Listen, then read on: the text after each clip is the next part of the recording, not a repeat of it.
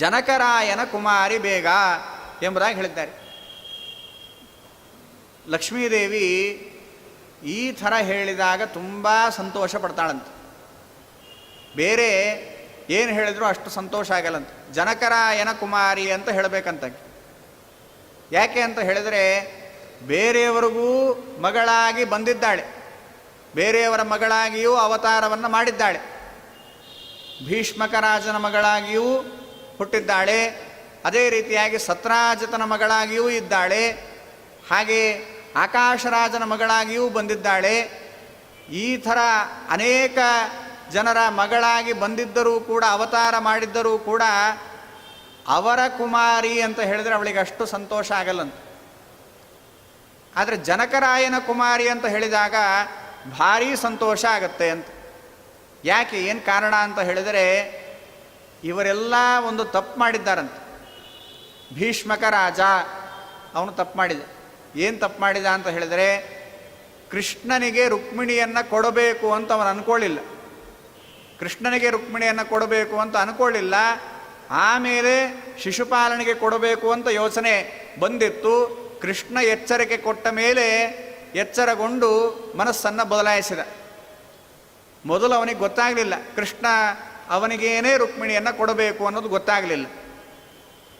ಆಕಾಶರಾಜ ಆತನಿಗೂ ಕೂಡ ಪರಮಾತ್ಮನೇ ಕೊರವಂಜಿ ವೇಷ ಹಾಕ್ಕೊಂಡು ಬಂದು ತಿಳಿಸೋವರೆಗೂ ಕೂಡ ಪದ್ಮಾವತಿಯನ್ನು ಶ್ರೀನಿವಾಸನಿಗೆ ಕೊಡಬೇಕು ಅಂತ ದೃಢವಾದ ನಿರ್ಧಾರ ಎಂಬುದು ಬಂದಿಲ್ಲ. ಹಾಗೆ ಸತ್ರಾಜಿತ ಪರಮಾತ್ಮ ಸೇಮಂತಕ ಮಣಿಯನ್ನು ಕದ್ದಿದ್ದಾನೆ ಅಂತ ಅಪವಾದವನ್ನು ಹಾಕಿದ, ಪರಮಾತ್ಮನ ನಿಂದೆಯನ್ನು ಮಾಡಿದ ಒಂದು ರೀತಿಯಾಗಿ. ಹಾಗಾಗಿ ಇವರ ಮಗಳು ಅಂತ ಹೇಳಿದರೆ ಲಕ್ಷ್ಮೀದೇವಿಗೆ ಇಷ್ಟ ಆಗಲ್ಲಂತ. ಆದರೆ ಜನಕರಾಜ ಏನು ಮಾಡಿದ ಅಂತ ಹೇಳಿದರೆ, ವಿಶ್ವಾಮಿತ್ರರು ರಾಮನನ್ನು ಕರ್ಕೊಂಡು ಬಂದಿದ್ದಾರೆ. ಕರ್ಕೊಂಡು ಬಂದು ಎದುರುಗಡೆ ನಿಲ್ಲಿಸಿದ ಕೂಡಲೇ, ನೋಡಿದ ಕೂಡಲೇ ಅಂದುಕೊಂಡ ಅಂತ, ಮೇನೇಚ ಜಾಮಾತರಮಾತ್ಮ ಕನ್ಯಾ ಗುಣೋಚಿತಂ ರೂಪನವಾವತಾರಂ. ನೋಡಿದ ಕೂಡಲೇ ನನ್ನ ಮಗಳಿಗೆ ಯೋಗ್ಯನಾಗಿರತಕ್ಕಂತಹ ವರ ಅಂತ ಹೇಳಿದರೆ ಇವನೇ ಅಂತ, ಸೀತೆಗೆ ಯೋಗ್ಯನಾದ ವರ ಎಂಬುದಾಗಿ ಹೇಳಿದರೆ ರಾಮನೇ ಎಂಬುದಾಗಿ ಅಂದುಕೊಂಡವನು ಜನಕರಾಜ. ಹಾಗಾಗಿ ಲಕ್ಷ್ಮೀದೇವಿ ಪರಮಾತ್ಮನಿಗೇನೇ ಸೇರಬೇಕು ಎಂಬುದಾಗಿ ಅಂದುಕೊಂಡಿದ್ದಾನಾದ್ದರಿಂದ ಲಕ್ಷ್ಮೀದೇವಿಗೆ ಈತನ ಮಗಳು ಅಂತ ಹೇಳಿದಾಗ ತುಂಬ ಸಂತೋಷ ಆಗತ್ತಂತ. ಹಾಗಾಗಿ ಜನಕರಾಯನ ಕುಮಾರಿ ಎಂಬುದಾಗಿ ಹೇಳ್ತಾ ಇದ್ದಾರೆ. ಜನಕರಾಯನ ಕುಮಾರಿ ಬೇಗ. ಹಾಗೆ ಸಂಖ್ಯೆ ಇಲ್ಲದ ಭಾಗ್ಯವ ಕೊಟ್ಟು ಕಂಕಣ ಕೈಯ ತೋರುತ ಬಾರೆ ಕುಂಕುಮಾಂಕಿತೆ ಪಂಕಜಲೋಚನೆ ವೆಂಕಟರಮಣನ ಬಿಂಕದ ರಾಣಿ. ಸಂಖ್ಯೆ ಇಲ್ಲದ ಭಾಗ್ಯವ ಕೊಟ್ಟು ಅಂತ, ಬೇಕಾದಷ್ಟು ಭಾಗ್ಯವನ್ನು ಕೊಡು ಎಂಬುದಾಗಿ ಹೇಳ್ತಾ ಇದ್ದಾರೆ. ಬೇಕಾದಷ್ಟು ಪದಾರ್ಥಗಳು ಕೊಡು ಅಂತ. ಹಾಗೆ ಕೊಟ್ಟು ನಮಗೆ ಒಂದು ಸೂಚನೆಯನ್ನು ಕೊಡಬೇಕು, ಇದೆಲ್ಲ ಕೊಟ್ಟಿದ್ದು ನಾನು ಅಂತ ತಿಳಿಸ್ಬೇಕಷ್ಟೆ. ನಮಗೆ ಬೇಕಾದಷ್ಟು ಭಾಗ್ಯವನ್ನು ಕೊಡು, ಕೊಟ್ಟಾಗ ಅಹಂಕಾರ ಬರುತ್ತೆ. ಆ ಅಹಂಕಾರ ಬರಬಾರ್ದು. ದುಡ್ಡು ಬಂದಾಗ ಅಹಂಕಾರ ಬರುತ್ತೆ. ಯಾಕೆ, ಇದೆಲ್ಲ ನನ್ನದೇ ಎಂಬುದಾಗಿ ಅಹಂಕಾರ ಬಂದು ಹಾಳಾಗ್ತಾರೆ ಅಂತ ಭಾಗವತ ಹೇಳುತ್ತೆ. ಸಂಪತ್ತು ಬಂತು ಅಂತ ಹೇಳಿದರೆ 13 ಅನರ್ಥಗಳು ಬರ್ತಾವೆ ಅಂತ. ಸಂಪತ್ತಿನ ಒಟ್ಟಿಗೆ 13 ಅನರ್ಥಗಳು ಬರ್ತಾವೆ ಅಂತ ಹೇಳಿದ್ದಾರೆ. ಸ್ಥೇಯಂ ಹಿಂಸಾ ಅನೃತಂ ದಂಭ ಕಾಮ ಕ್ರೋಧ ಸ್ಮಯ ಮದ ಭೇದ ವೈರಂ ಅವಿಶ್ವಾಸ ಸಂಸ್ಪರ್ಧಾ ವ್ಯಸನಾನಿಚ ಅಂತ ಈ ರೀತಿಯಾಗಿ 13 ಅನರ್ಥಗಳನ್ನು ಹೇಳಿದ್ದಾರೆ. ಹಾಗಾಗಿ ದುಡ್ಡು ಬಂದಾಗ ಅನರ್ಥ ಉಂಟಾಗೋದೇ ಜಾಸ್ತಿ. ಇನ್ನೂ ಹೆಚ್ಚು ಕದಿಬೇಕು ಅಂತ ಅನಿಸುತ್ತಂತೆ. ಬೇರೆಯವರ ಸಂಪತ್ತನ್ನು ಕದಿಬೇಕು ಅಂತ ಅನಿಸೋದು, ಮತ್ತೊಬ್ಬರಿಗೆ ಹಿಂಸೆ ಕೊಡಬೇಕು ಅಂತ ಅನಿಸೋದು, ಸುಳ್ಳು ಹೇಳಬೇಕು ಅಂತ ಅನಿಸೋದು, ಈ ಥರ ಅನೇಕ ವಿಧವಾಗಿರ್ತಕ್ಕಂತಹ ಅನರ್ಥಗಳು ದುಡ್ಡಿನಿಂದ ಉಂಟಾಗತ್ತಂತೆ. ಮುಖ್ಯವಾಗಿ ಚಟ ಬರುತ್ತಂತೆ, ವ್ಯಸನ ಚಟ ಬೆಳೆಯುತ್ತಂತೆ. ಆ ದುಡ್ಡನ್ನು ಹೇಗೆ ಬಳಸಬೇಕು ಅಂತ ಗೊತ್ತಿಲ್ಲದೆ ಆ ದುಡ್ಡಿನಿಂದ ಭೋಗವನ್ನು, ಅತಿಯಾದ ಭೋಗವನ್ನು ಅನುಭವಿಸಬೇಕು, ಈ ದುಡ್ಡಿನಿಂದ ಧರ್ಮವನ್ನು ಸಂಪಾದನೆ ಮಾಡಬೇಕು ಅಂತ ಅಂದ್ಕೊಳ್ಳದೆ ಅತಿಯಾದ ಭೋಗವನ್ನು ಅನುಭವಿಸಬೇಕು ಅಂತ ಅಂದುಕೊಂಡು ಭೋಗದಲ್ಲಿ ಮಗ್ನನಾಗಿ ಯಾವ್ಯಾವೋ ಚಟಕ್ಕೆ ಗುರಿಯಾಗಿ ಹಾಳಾಗ್ತಾನಂತೆ ಮನುಷ್ಯ. ಹಾಗಾಗಿ ಸಂಪತ್ತು ಬಂದಾಗ ಇಂತಹ ಅನೇಕ ವಿಧವಾದ ಅನರ್ಥಗಳು, ಮುಖ್ಯವಾಗಿ ಮದ, ಸ್ಮಯ ಮದ, ಅಹಂಕಾರ ಬರುವ ಸಾಧ್ಯತೆ ಜಾಸ್ತಿ ಅಂತ. ಹಾಗಾಗಿ ಅಹಂಕಾರ ಬರೋದು ಬೇಡ. ಅದಕ್ಕಾಗಿ ಏನು ಮಾಡಬೇಕು ಅಂದರೆ ಕಂಕಣ ಕೈಯ ತೋರುತ್ತ ಬಾರೆ, ನಿನ್ನ ಕೈಯನ್ನು ತೋರಿಸ್ತಾ ನಾನೇ ಇದೆಲ್ಲವನ್ನೂ ಕೊಟ್ಟಿದ್ದು, ನಾನು ಕೊಟ್ಟರೆ ನಿಮಗಿದೆ, ನಾನು ಕೊಡಲಿಲ್ಲ ಅಂತ ಹೇಳಿದರೆ ನಿಮಗೇನು ಸಿಗೋದಿಲ್ಲ ಅನ್ನೋದನ್ನು ತೋರಿಸ್ತಾ ನೀನು ನಿನ್ನ ಪತಿಯಾದ ಪರಮಾತ್ಮ ನಮಗೆ ನಿಯಾಮಕರಾಗಿ ಇದ್ದೀರಿ. ತತ್ವಾಭಿಮಾನಿಗಳು ಅವರ ಒಳಗಡೆ, ಮುಖ್ಯ ಪ್ರಾಣದೇವರು ಅವರ ಒಳಗಡೆ ಲಕ್ಷ್ಮೀನಾರಾಯಣರು ನಿಯಾಮಕರಾಗಿ ಇದ್ದಾರೆ, ಅವರಿಂದಲೇ ನಮಗೆ ಬೇಕಾದ ಎಲ್ಲ ಸೌಖ್ಯಗಳು ಉಂಟಾಗುವಂತಹದ್ದು ಎಂಬೋ ಸಂಗತಿಯನ್ನು ತಿಳಿಸ್ತಾ ಬರಬೇಕು ಅಂತ. ಅಲ್ಲಿ ಬರೇ ಕೈಯ ತೋರುತ್ತ ಬಾರೆ ಅಂತ ಹೇಳಿಲ್ಲ, ಕಂಕಣ ಕೈಯ ಅಂತ ಹೇಳಿದ್ದಾರೆ. ಇದು ಮದುವೆ ಪ್ರಸಂಗ ಅಂತ ಹಾಗಾಗಿ ಗೊತ್ತಾಗುತ್ತೆ.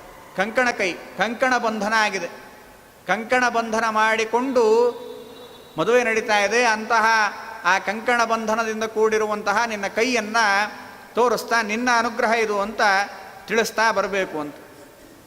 ಕುಂಕುಮ ಅಂಕಿತೆ ಪಂಕಜಲೋಚನೆ, ಲಕ್ಷ್ಮೀದೇವಿ ನಿರಂತರವಾಗಿಯೂ ಕೂಡ ಹೇಗಿರ್ತಾಳೆ, ಪಂಕಜಲೋಚನೆ ಅಂತ ಅಂದರೆ ಕಮಲದಂತೆ ಅರಳಿದ ಕಣ್ಣುಗಳು ಅಂತ, ಕಮಲದಂತೆ ಅರಳಿದ ಕಣ್ಣುಗಳು ಅಂತ.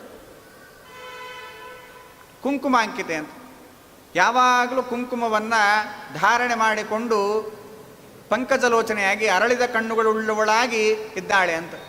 ಅಂದರೆ ಪರಮಾತ್ಮನ ಒಟ್ಟಿಗೆ ದಾಂಪತ್ಯ ಅನ್ನೋದು ಅಷ್ಟು ಚೆನ್ನಾಗಿರುತ್ತೆ ಅಂತ ವಾದಿರಾಜರು ಹೇಳ್ತಾರೆ ಒಂದು ಕಡೆ. ಇವರಿಬ್ಬರು ಹೇಗೆ ಅಂತ ಹೇಳಿದರೆ, ಯುವಾಂ ಯುವಾನೋ ಸತತಂ ಯುವಯೋರ್ನ ವಯೋಧಿಕ ಅಂತ ಹೇಳಿದ್ದಾರೆ. ಇವರಿಬ್ಬರ ದಾಂಪತ್ಯ ತುಂಬ ಸೊಗಸಾಗಿರುತ್ತಂತೆ. ಯಾಕೆ ಅಂದರೆ ಬೇರೆಯವರ ದಾಂಪತ್ಯದಲ್ಲಿರೋ ಸಮಸ್ಯೆಗಳು ಇಲ್ಲಿಲ್ವೇ ಇಲ್ಲ ಅಂತ. ಬೇರೆಯವರ ದಾಂಪತ್ಯದಲ್ಲಿ ಆಗುವ ಸಮಸ್ಯೆ ಅಂತ ಹೇಳಿದರೆ, ಇವರಿಗೆ ಯೌವನ ಇರಬೇಕಾದ್ರೆ ಅನುಭವ ಇಲ್ಲ, ಅನುಭವ ಇರಬೇಕಾದರೆ ಮುಪ್ಪು ಬಂದಾಗ ಯೌವನ ಎಂಬುವಂಥದ್ದಿಲ್ಲ. ಹಾಗಾಗಿ ಬೇರೆಯವರ ದಾಂಪತ್ಯದಲ್ಲಿ ಬಿರುಕೆಲ್ಲ ಬರಲಿಕ್ಕೆ ಆರಂಭ ಆಗುತ್ತಂತೆ.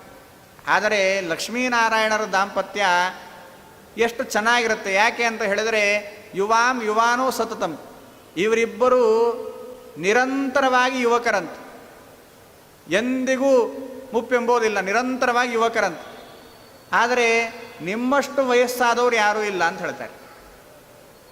ಲಕ್ಷ್ಮೀನಾರಾಯಣರಷ್ಟು ವಯಸ್ಸಾದವರು ಯಾರೂ ಇಲ್ಲ, ಆದರೆ ಯಾವಾಗಲೂ ಯುವಕರೇ ಅಂತ. ಅಂತಹ ಅದ್ಭುತವಾದ ದಾಂಪತ್ಯ. ಹಾಗಾಗಿ ದಾಂಪತ್ಯ ಚೆನ್ನಾಗಿದ್ದಾಗ ಕಣ್ಣಲ್ಲೇ ಗೊತ್ತಾಗ್ಬಿಡುತ್ತಂತೆ. ಕಣ್ಣಲ್ಲೇನೆ ಒಳ್ಳೆ ಕಾಂತಿ ಇತ್ತು ಅಂತ ಹೇಳಿದರೆ ಇವರು ಸಂತೋಷವಾಗಿದ್ದಾರೆ ಅಂತ ಅರ್ಥ, ಮನೆಯಲ್ಲಿ ಸಂತೋಷವಾಗಿದ್ದಾರೆ ಅಂತ ಅರ್ಥ. ಇಲ್ಲ ಮುಖ ಸುಮ್ಮನೆ ಹೀಗೆ ಜೋಲು ಬಿಟ್ಕೊಂಡು ಒದ್ದಾಡ್ಕೊಂಡು ಹೋಗ್ತಾ ಇದ್ದಾರೆ ಅಂತ ಹೇಳಿದರೆ ಏನೋ ಸರಿ ಇಲ್ಲ, ಪಾಪ ಗಂಡ ಹೆಂಡತಿ ಒದ್ದಾಡ್ತಾ ಇದ್ದಾರೆ ಅಂತ ಗೊತ್ತಾಗ್ಬಿಡುತ್ತೆ.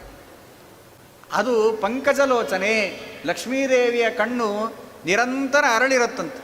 ಯಾವಾಗಲೂ ಕಮಲದಂತೆ ಅರಳಿರತಕ್ಕಂತಹ ಅದ್ಭುತವಾದ ಕಣ್ಣುಗಳನ್ನು ಹೊಂದಿದ್ದಾಳೆ. ಯಾಕೆ? ಕುಂಕುಮ ಅಂಕಿತೆ, ಯಾವಾಗಲೂ ಕುಂಕುಮವನ್ನು ಧಾರಣೆ ಮಾಡಿಕೊಂಡು ಅಲಂಕಾರ ಮಾಡಿಕೊಂಡು ಪರಮಾತ್ಮನ ಒಟ್ಟಿಗೆ ಪರಮಾತ್ಮನ ಸೇವೆಯನ್ನು ಮಾಡ್ತಾ ಸಂತೋಷವಾಗಿ ಇದ್ದಾಳೆ ಅಂತ. ವೆಂಕಟರಮಣನ ಬಿಂಕದ ರಾಣಿ, ಅದನ್ನೇ ಹೇಳ್ತಾ ಇದ್ದಾರೆ. ಇವಳು ಎಂಥವಳಾಗಿದ್ದಾಳೆ ಅಂದರೆ ವೆಂಕಟರಮಣನ ಬಿಂಕದ ರಾಣಿ. ಇದು ವಾಸ್ತವಿಕವಾಗಿ ಏನು ಹೇಳಬೇಕಿತ್ತು, ಹಿಂದೆ ಜನಕರಾಯನ ಕುಮಾರಿ ಅಂತ ಹೇಳಿದ್ದಾರೆ.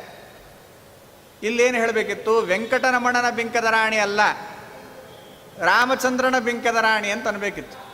ಜನಕರಾಯನ ಕುಮಾರಿ ಅಂತ ಹೇಳಿದ್ಮೇಲೆ ರಾಮಚಂದ್ರನ ಬಿಂಕದ ರಾಣಿ ಅಂತ ಹೇಳೋದು ಬಿಟ್ಟು ವೆಂಕಟರಮಣನ ಬಿಂಕದ ರಾಣಿ ಅಂತ ಹೇಳಿದ್ದಾರೆ. ಯಾಕೆ ಹಾಗೆ ಹೇಳಿದರು ಅಂತ ಹೇಳಿದರೆ, ಇದು ರಾಮಚಂದ್ರನ ಬಿಂಕದ ರಾಣಿ ಅಂತ ಹೇಳಿದರೆ ಅಲ್ಲೇನಾಗುತ್ತೆ, ಈ ರನ್ನಿಂಗ್ ರೇಸ್ ಏನಾದರೂ ಇಟ್ಟಾಗ ಒಬ್ಬನೇ ಇದ್ದಾನೆ, ಅವನು ಓಡಿದ, ಯಾರೂ ಇಲ್ಲ ಅದರಿಂದ ಅವನಿಗೆ ಫಸ್ಟ್ ಪ್ರೈಸ್ ಕೊಟ್ಟರು. ಒಬ್ಬನೇ ಓಡಿದ್ದಾನೆ ಅದರಿಂದ ಅವನಿಗೆ ಫಸ್ಟ್ ಪ್ರೈಸ್ ಕೊಟ್ಟರು ಅಂತ ಹೇಳಿದರೆ ಆವಾಗ ಯಾರೂ ಇಲ್ಲ ಅದರಿಂದ ಕೊಟ್ಟರಷ್ಟೇ ಅಂತ ಹೇಳ್ತಾರೆ.